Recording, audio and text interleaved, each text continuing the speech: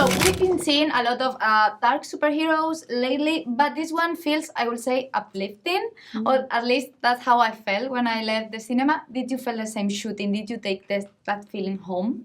Very much so, yes. The feeling of making the film was one of joy and passion. Not to say there wasn't dedication and a lot of hard work and struggle, but I think for the most part we all felt, cast and crew and led by James, this feeling of a great joy and the responsibility that we had to bring this character to life and to make this movie. So I'm glad to hear from the people who've seen the film that comes through in the viewing experience.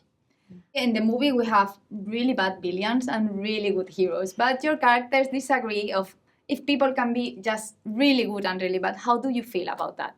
Do you think people can be just really good or really evil?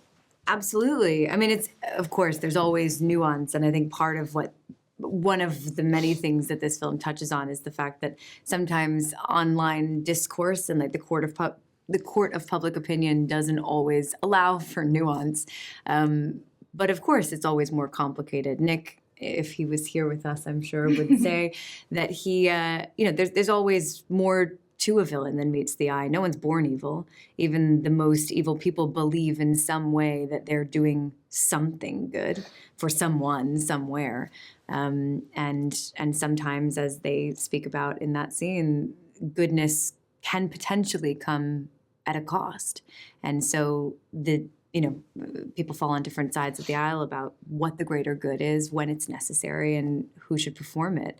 And those are important conversations to have. Talking about social media, and the movie deals with that a little bit. Are you prepared when the movie gets out to be overshadowed by a dog? Because we're planning it. We're counting on it. Yeah. My gosh. What better way to live than overshadowed by a dog? Krypto is responsible for 3/4 of our ticket sales. Yeah. I think so. Talking about the relationship between Clark and Lois, what do you think your character loves about each other? What do you think they see in each other? Speaking for Lois, I think the thing that she loves the most about Clark is also the thing that drives her the most insane, which is that he loves people so effortlessly and doesn't ever question their motives. He does that later, if at all, and he's so radically present. And I think that's something that she can't quite wrap her head around, that his motives actually are that pure. It's something she doesn't understand. And she has a real journey with that in the film. And I think ultimately it's the thing she loves and admires about him the most. What do you think, Lara? Your eyes are fire. Yeah, I think he just likes her eyes. Going? I think Superman just likes her eyes. Wow. Yeah, just gets lost in him. He's flying That's so around all the time. romantic. He's seeing all these amazing sights and just comes home and is like, I just stare at you all Her day. eyes. Yeah. Everything you said too, as well.